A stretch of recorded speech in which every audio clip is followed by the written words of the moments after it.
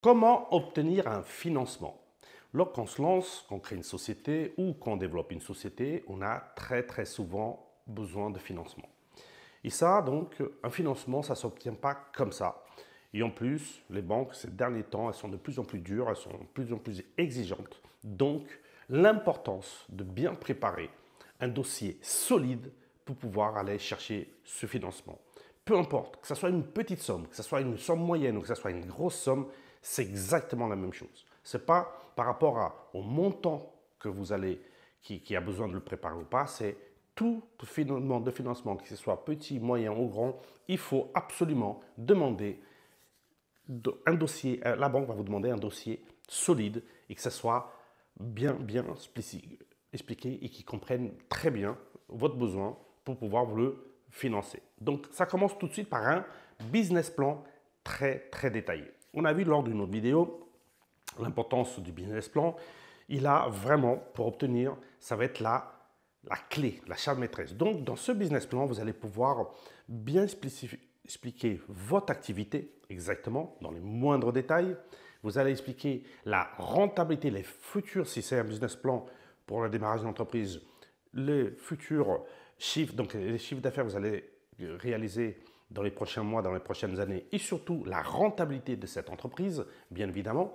Donc ça, c'est quelque chose de très important, parce que si votre business plan n'est pas très bien détaillé, n'explique pas bien le potentiel, le marché, le besoin de marché, qui a besoin la créativité de votre activité, bien évidemment, tout ça, il va falloir, il faut quand il voit le business plan, le banquier dit, voilà, là, c'est une entreprise qui va réussir, là, c'est une entreprise qui va pouvoir se développer, ça, c'est une entreprise qui va vraiment dégager du cash et qui va pouvoir nous rembourser sans aucun problème le financement qu'on est en train de financer pour cette même entreprise.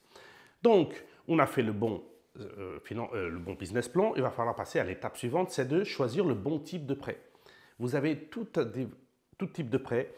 Tout dépend si c'est que de l'outillage ou de l'équipement. Vous avez des crédits bail, vous avez des crédits équipement, vous avez toutes sortes de crédits. Donc ça, il faudra analyser souvent vos besoins, de savoir avec votre banque c'est quoi le bon type de prêt. Des fois, ils peuvent dire on peut financer de deux manières. Donc toujours pareil, comment on prend la bonne décision? On liste les avantages et les inconvénients de ce type de prêt et les avantages et les inconvénients de ce type de prêt. Un petit mot quand même à votre comptable, votre expert comptable, dit voilà, j'ai besoin de financement, la banque me propose ce deux types de prêts, qu'est-ce que tu en penses? Est-ce que celui-là, il est plus du côté fiscal, est-ce que c'est plus intéressant ce type de financement ou ce type de financement? Et lui, bien évidemment, il pourra aussi vous aider à choisir, et quand lui va vous créer votre business plan, touchez-lui déjà un mot sur le type de prêt que vous allez demander. Donc, vous avez le bon type de prêt. Bon, la banque va voir la solvabilité de l'entreprise. Donc ça, dans le business plan, on avait parlé juste avant, la rentabilité. Et c'est une rentabilité à court, moyen et long terme que la banque va demander cette solvabilité. Donc cette solvabilité, c'est-à-dire que le chiffre d'affaires que vous allez dégager, donc il sera supérieur au coût de fonctionnement. Donc une chose pour que l'entreprise soit solvable, c'est surtout de démarrer, d'optimiser dès le départ le coût de fonctionnement, que ce soit à niveau des coûts logistiques, que ce soit des locaux. Par exemple, quand vous démarrez une petite activité, c'est possible de démarrer chez vous, dans votre garage, dans votre chambre. Combien de grosses entreprises sont démarrées dans un garage, dans une chambre, chez un ami, tout ça. Donc, si vous pouvez économiser déjà dès le loyer, dès le départ, pendant quelques mois, c'est déjà toujours intéressant. Que ce soit au niveau du véhicule, utilisez d'abord votre véhicule avant d'acheter un véhicule par l'entreprise. Que ce soit au niveau du carburant, que ce soit au niveau de la téléphonie, utilisez votre téléphone perso au début pour éviter des forfaits. Donc il faut à chaque poste optimiser votre coût de fonctionnement pour donner plus de chances que votre entreprise soit solvable.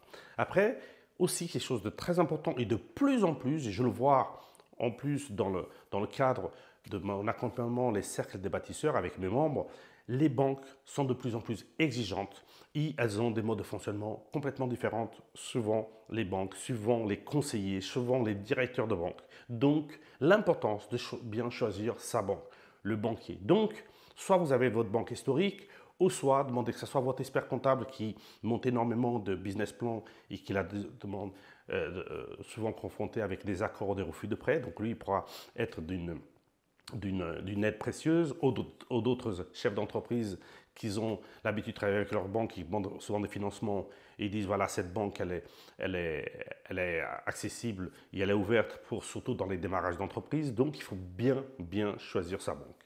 Donc après, l'étape suivante, c'est toutes les banques, que ce soit la banque de droite ou la banque de gauche, la banque, peu importe le nom de la banque, ils vont vous demander des garanties.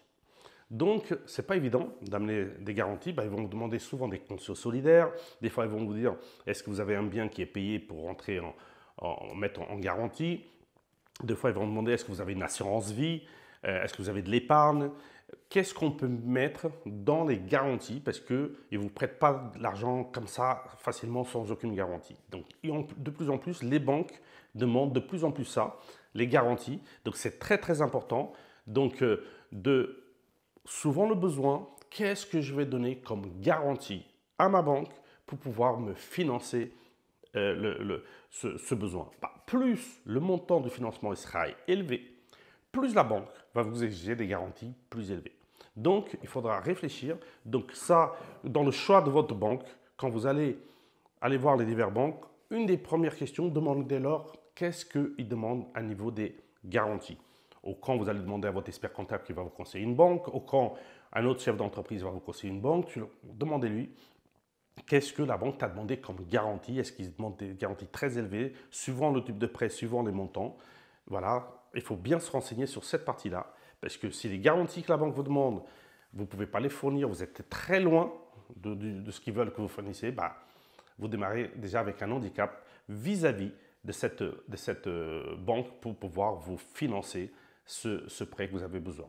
Bien évidemment, et après, c'est très important d'obtenir après cet accord. Des fois, les banques, elles mettent énormément de temps à obtenir cet accord parce que des fois, ça reste en délégation.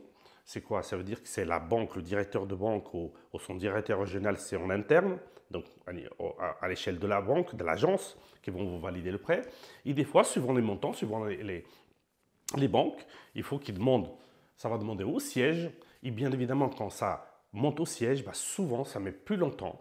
Ça veut dire que le dossier est plus complexe, ou des montants ils sont plus élevés, et donc du coup, ça met des fois plus de temps. Donc, par rapport à ce besoin de financement, à niveau de la deadline, c'est-à-dire à niveau du temps, donc il faut bien anticiper. Il faut savoir juste une chose, plus les années passent, plus les banques émettent plus de temps par rapport à des financements, peu importe le type de financement, peu importe le montant. Donc voilà, il faut voir à niveau du délai, prenez large parce que si vous demandez un financement, par exemple pour acheter du matériel, ne commandez rien tant que vous n'avez pas une obtention d'accord de la banque. Parce que vous dites, ouais, ça va passer tout ça. La banque imagine que ça ne passe pas ou que ça met beaucoup plus longtemps et qu'il y a un délai pour livrer et tout ça. Vous allez être resté coincé. Donc, bien faire attention à ça, que c'est qu'on a l'obtention de ce prêt et qu'on avance avec les engagements vis-à-vis des fournisseurs, vis-à-vis de ce besoin de financement. Et c'est très important parce qu'on peut se dire, ouais, ça va mettre 15 jours, ça va être facile. Non. Voilà. De plus en plus, ça se durcit. De plus en plus, on trouve aussi que les conseillers bancaires, le niveau des conseillers bancaires baisse parce que si on reste sur un conseiller pro, mais un conseiller pro débutant, souvent, ce n'est pas évident parce qu'il a un manque d'expérience, il a un manque au niveau de montage de dossier, de la manière de communiquer, il doit vous demander les documents. Donc, ça va mettre plus longtemps.